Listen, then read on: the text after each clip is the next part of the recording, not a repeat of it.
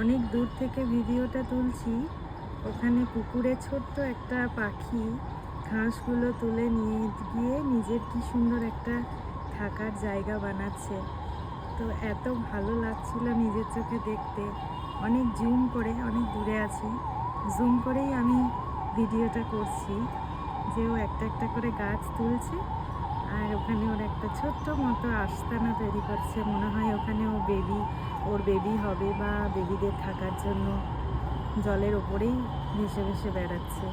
দেখো দেখো কি সুন্দর একটা একটা করে ডাল নিয়ে যাচ্ছে আর ওখানটাতে ও নিজের একটা সেফ অ্যান্ড সিকিউর থাকার জায়গা তৈরি করছে।